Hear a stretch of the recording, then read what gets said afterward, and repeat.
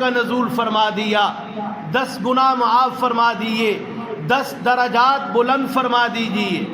اور ایک اور حدیث میں یہ الفاظ یوں آتے ہیں کہ اس حساب سے 10 نیکیاں لکھی جاتی ہیں کہ آپ صلی اللہ علیہ وسلم پر پورے اخلاص اور نیک نیتی کے ساتھ جو بھی درود شریف پڑھتا ہے اور اللہ رب العزت اس کو 10 نیکیاں بھی عطا فرماتے ہیں۔ حضرت سیدنا عبداللہ بن مسعود رضی اللہ تعالی عنہ فرماتے ہیں آپ صلی اللہ علیہ وسلم نے ارشاد فرمایا، قیامت کے دن مجھ سے قریب ترین، مجھ سے زیادہ حق رکھنے والا میرا وہ امتی ہوگا جو دنیا کے اندر مجھ پر سب سے زیادہ درود بھیجنے والا ہوگا۔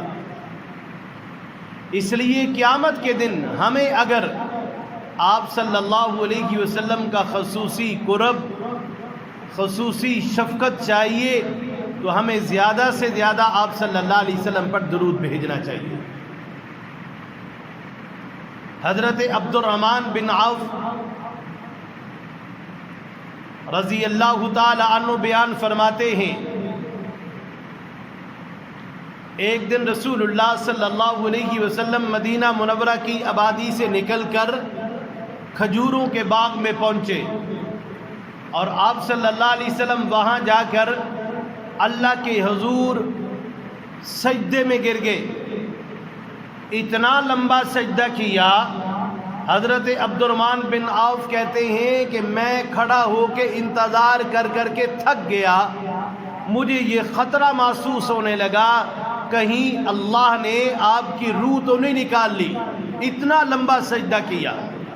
فرمایا کافی دیر کے بعد جب آپ صلی اللہ علیہ وسلم نے سجدہ سے سر اٹھایا تو میں بڑا پریشان مغموم انداز میں آپ صلی اللہ علیہ وسلم کے چہرہ انور کی زیارت کر رہا تھا، تو آپ صلی اللہ علیہ وسلم نے مجھے دیکھ کر میری پریشانی اور غم کا سبب پوچھا تو میں نے وجہ بتائی۔ مجھے یہ شبہ پڑ گیا کہ آپ صلی اللہ علیہ وسلم اصل یہ وجہ تھی، میں نے سمجھا کہ شاید آپ کا انتقال ہو گیا، اتنا لمبا سجدہ کیا۔ آپ صلی اللہ علیہ وسلم نے وجہ بتائی کہ حضرت جبریل امین اور میری طرف ایک پیغام لے کر آئے، اور وہ پیغام کیا ہے؟ اور وہ پیغام ایک عظیم خوشخبری تھی، اور اس عظیم خوشخبری کے بدلے میں نے تعظیمی سجدہ کیا، شکر کا سجدہ کیا کہ اللہ تعالیٰ فرماتے ہیں جو بندہ آپ صلی اللہ علیہ وسلم پر درود بھیجے گا میں اس پر خصوصی رحمت بھیجوں گا، جو آپ پر سلام بھیجے گا میں اس پر سلام بھیجوں گا۔ آپ صلی اللہ علیہ وسلم نے فرمایا اس پیغام کے آنے کی وجہ سے میں نے شکر کا سجدہ کیا اور اتنا لمبا کر دیا۔ اللہ تعالیٰ کے اس خصوصی انعام و اکرام کی وجہ سے اللہ کے نبی سجدے میں گر گئے۔ میری امت کا اتنا مقام بلند ہو جائے گا کہ اللہ رب العزت مجھ پر ایک مرتبہ امتی کے درود بھیجنے کے بدلے میں اور اس پہ اپنی رحمتوں کا نزول فرمائیں گے، اپنی برکات کا نزول فرمائیں گے، اس کے درجات کو بلند فرمائیں گے، اس کے گناہوں کو معاف فرمائیں گے اور اس کو 10 نیکیاں عطا فرمائیں گے۔ علماء لکھتے ہیں اسی حدیث سے سجدہ شکر کا بھی ثبوت ملتا ہے۔ آدمی کو اللہ کوئی نعمت دے دے، وہ اس نعمت کے مل جانے پہ فوراً سجدہ ریز ہو جائے، اور اس کا ثبوت آپ صلی اللہ علیہ وسلم کے اس عمل سے ملتا ہے۔ ایک اور روایت میں آتا ہے، ایک صحابی فرماتے ہیں کہ حضور نبی کریم صلی اللہ علیہ وسلم نے ارشاد فرمایا میرا جو امتی مجھ پر درود بھیجے اور یا یوں دعا کرے اللہم انزلہ المقعد المقرب عندک یوم القیامہ، کہ اے اللہ اپنے نبی حضرت محمد مصطفیٰ صلی اللہ علیہ وسلم کو قیامت کے دن اپنے قریب کی نشست گاہ عطا فرما۔ اللہ کے نبی کیا فرما رہے؟ جو میرے لیے یہ دعا کے الفاظ پڑھے، آگے آپ نے کیا فرمایا؟ وجبت لہو شفاعتی، تو اس کے لیے میری شفاعت واجب ہو جائے گی جو یہ کلمات پڑھے گا۔ اور حدیث میں یہ بھی الفاظ اس انداز سے ملتے ہیں درود پاک کی شکل میں، اللہم صلی علی محمد وانزلہ المقعد المقرب عندک یوم القیامہ۔ فرمایا جو یہ درود پاک پڑھے گا، اللہ کے نبی فرماتے ہیں اب میری شفاعت اس پہ واجب ہو چکی ہے۔ درود شریف کتنا عظیم عمل ہے، ایک مرتبہ درود شریف۔ حدیث میں آتا ہے جز اللہ عنا محمدن صلی اللہ علیہ وسلم ما هو اہلو، اللہ رب العزت 70 فرشتوں کی ڈپٹی لگا دیتے ہیں کہ جس نے یہ درود پاک پڑھائے اس کے نامہ اعمال میں ہزار نیکیاں لکھ دو۔ کتنے عظیم جملے ہیں۔ اور علماء نے لکھا ہے المقعد المقرب، اس کی مراد لکھی ہے حضرت شیخ الحدیث مولانا زکریہ نور اللہ مرکزہ نے اپنے فضائل درود شریف کے رسالہ میں، کہ یہ جنت کا وہ مقام ہے جس کے اوپر کوئی اور درجہ نہیں ہے، کہ یہ مقام اللہ رب العزت اپنے محبوب پیغمبر کو عطا فرمائیں گے۔ جو اس مقام کے لیے دنیا میں اللہ کے دربار میں اللہ کے نبی کے لیے دعا کرتا ہے، اللہ کے نبی فرماتے ہیں کہ اب میری شفاعت اس کے لیے واجب ہو چکی ہے۔ یہ ایسا مقام ہے۔ حضرت عمر رضی اللہ تعالی عنہ ارشاد فرماتے ہیں کہ دعا آسمان اور زمین کے درمیان رہتی ہے، اوپر نہیں جا سکتی جب تک نبی کریم صلی اللہ علیہ وسلم پر درود نہ پڑھا جائے۔ جس دعا کے اول جس دعا کے آخر میں درود پاک نہ پڑھا جائے وہ دعا قبول بھی نہیں ہوتی۔ حدیث میں آتا ہے جس دعا کے اول اور آخر میں درود پاک پڑھا جائے وہ دعا سیدھی عرش پہ جاتی ہے۔ اس لیے اپنی دعاؤں کے اول اور دعاؤں کے اخیر میں، اپنے وظائف کے اول اور آخر میں اپنا کوئی بھی وظیفہ کرنے لگے اس کے اول اور آخر درود پاک کا ضرور اہتمام کیا کریں، اور وہ عمل لازمی قبول ہوتا ہے۔ کیوں حدیث میں آتا ہے درود پاک ایک ایسا عمل ہے، چاہے عالم کرے، عابد کرے، جاہل کرے، گناہگار کرے اور نیک آدمی کرے، تو فرمایا اللہ رب العزت سب کی طرف سے یہ عمل قبول فرماتے ہیں۔ اس کی قبولیت میں کوئی شک نہیں، مقبول عمل ہے، اور اس عمل کے ساتھ جو بھی عمل کیا جائے گا وہ بھی مقبول ہو جائے گا۔ اس لیے دعاؤں کے اول اور آخر میں درود پاک کا ضرور اہتمام کیا جائے۔ اور ایک حدیث میں آتا ہے کہ ایک دن صحابہ مسجد میں جمع تھے، علماء نے زیادہ تر لکھا ہے کہ یہ جمعہ کا دن تھا، کہ ہم لوگ منبر کے قریب تھے، آپ صلی اللہ علیہ وسلم تشریف لائے اور منبر کی پہلی سیڑھی پہ قدم رکھا، آپ نے فرمایا آمین، دوسری سیڑھی پہ قدم رکھا، فرمایا آمین، تیسری سیڑھی پہ قدم رکھا تو فرمایا آمین۔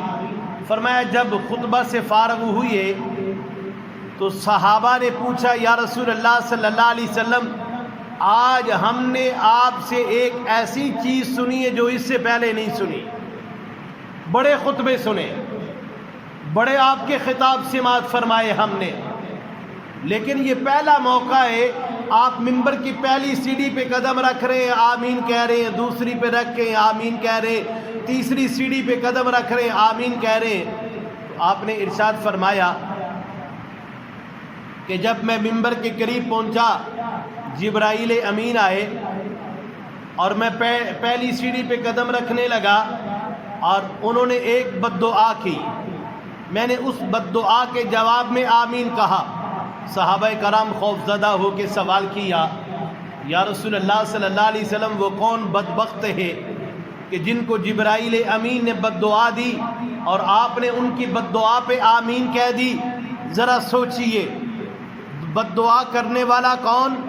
جبرائیل امین، جو سارے ملائکہ کا سردار، آمین کہنے والا جو ساری مخلوقات کا سردار، ساری انسانیت کا سردار، ساری مخلوقات سے بہتر اس کائنات میں اللہ کے بعد اس دھرتی پہ اگر کوئی بہتر شخصیت ہے تو وہ آمنہ کے لال عبداللہ کے در یتیم ہے۔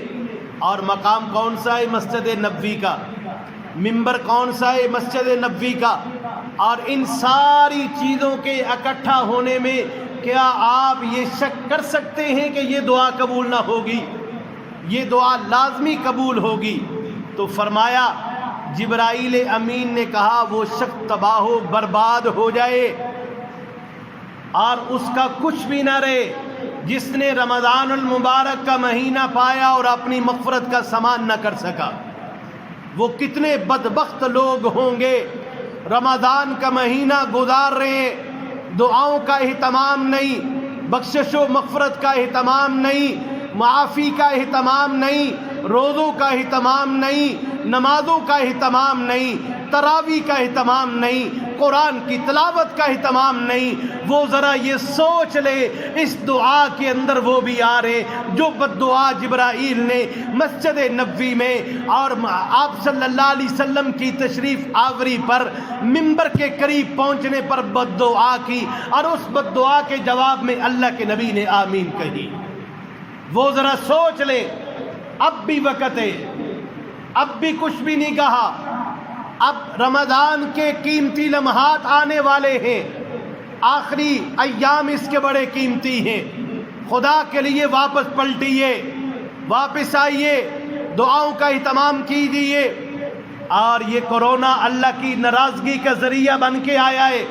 خدا کی قسم میں دعوے کے ساتھ کہتا ہوں منبر پہ بیٹھ کے، آپ جتنی بھی احتیاطی تدابیر کر لیں، آپ کو بچانے والی ذات اللہ کی ذات ہے، اس کے علاوہ کوئی ذات نہیں۔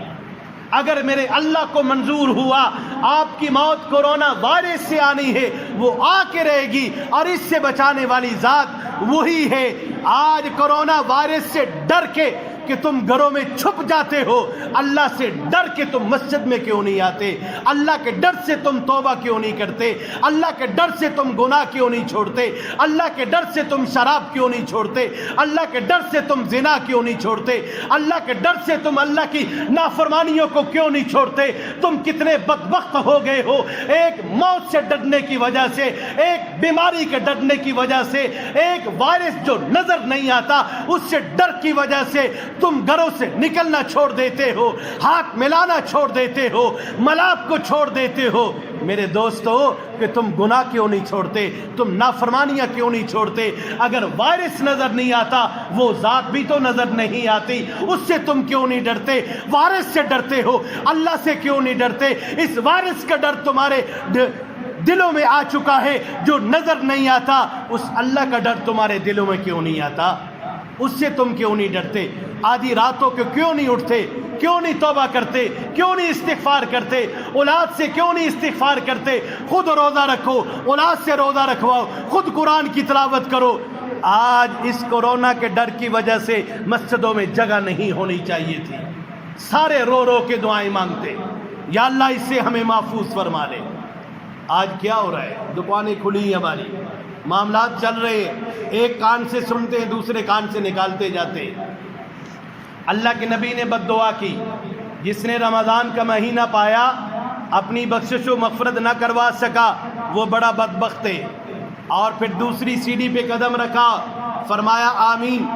فرمایا جبرائیل نے یہ بد دعا کی، وہ شخص بھی برباد ہو، بد نصیب ہو جس کے سامنے آپ صلی اللہ علیہ وسلم کا ذکر کیا جائے، محمد، کوئی زبان خاموش نہ رہے، محمد صلی اللہ علیہ وسلم، ہر زبان پہ درود آنا چاہیے کہ جو آپ کا نام سن کے زبان خاموش رہے، درود نہ پڑے۔ جبرائیل بد دعا کر رہے ہیں، اس کا بیڑا غرق ہو جائے، اللہ کے نبی بد دعا پہ آمین کہہ رہے ہیں۔ اور پھر فرمایا تیسری سیڑھی پہ قدم رکھا، اور اس بدنصیب کے لیے بد دعا کی کہ جس نے اپنے ماں باپ میں سے دونوں کو یا ایک کو بڑھاپے کی حالت میں پایا اور ان کی خدمت کر کے جنت نہ کما سکا، فرمایا ایسا شخص بھی برباد ہو، اس کی بربادی کی بد دعا پہ اللہ کے نبی آمین کہہ رہے ہیں۔ تو حضرات محترم، موضوع کی بات یہ ہے، اللہ کے نبی صلی اللہ علیہ وسلم نے جبرائیل کی بد دعا پہ آمین کی کہ جس نے آپ کا نام سنا درود نہ پڑھا وہ بھی برباد ہو۔ اس لیے درود شریف کا اہتمام کرنا چاہیے، درود لازمی پڑھنا چاہیے، اور وہ درود پڑھنا چاہیے۔ صحابہ نے کہا یا رسول اللہ صلی اللہ علیہ وسلم ہمیں سلام بھیجنے کا طریقہ تو پتہ چل گیا، ہم نماز پڑھتے ہیں، نماز کے اندر آپ پہ سلام بھیج دیتے ہیں، السلام علیک ایھا النبی ورحمۃ اللہ وبرکاتہ، یہ سلام بھیجنے کا طریقہ ہے۔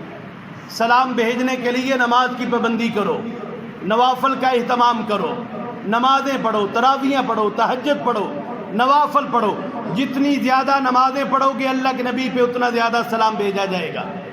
صحابہ نے کہا یا رسول اللہ صلی اللہ علیہ وسلم درود شریف کیسے پڑھا جائے؟ تو آپ صلی اللہ علیہ وسلم نے وہ درود شریف پڑھ کے بتایا صحابہ کو، بخاری شریف کی روایت ہے۔ آپ صلی اللہ علیہ وسلم نے درود ابراہیمی پڑھ کے بتایا۔ علماء لکھتے ہیں سب سے افضل درود، سب سے افضل درود درود ابراہیمی ہے، اس لیے کہ یہ نماز میں پڑھا جاتا ہے، سلام پھیرنے سے پہلے پڑھا جاتا ہے۔ اللہ کے نبی نے خود اپنی زبان سے پڑھا، اللہ کے نبی نے اس کو صحابہ کو پڑھنے کی تلقین کی۔ سب سے بہترین درود وہ جو اللہ کے نبی کی زبان سے نکلا ہے، اور وہ درود ابراہیمی ہے، اس لیے سب سے زیادہ اہتمام درود ابراہیمی کا کیا جائے۔ اور یہ درود اللہ سے شروع ہوتا ہے، اللہم صلی علی، تو اس لیے درود شریف کا زیادہ اہتمام کیا جائے۔ ہر دعا سے پہلے، ہر پریشانی میں، ہر مصیبت میں، ہر تنگی میں درود شریف پڑھا جائے کہ جو آدمی جتنی بڑی پریشانی ہو، جتنا زیادہ درود شریف پڑھے گا اس کی برکت کی وجہ سے اللہ اس کی پریشانیوں کو ختم فرما دیں گے۔ آپ اہتمام کر کے دیکھ لیں، یا جمعرات کی مغرب سے لے کر جمعہ کی مغرب تک درود شریف کے لیے کسی وقت بھی 10 منٹ نکال لیں، علیحدہ تنہائی میں بیٹھ جائیں، یا سارے بچوں کو، گھر والوں کو بٹھا لیں، ایک مجلس درود شریف کی لگا لیں، 10 منٹ کے لیے خاموشی کے ساتھ درود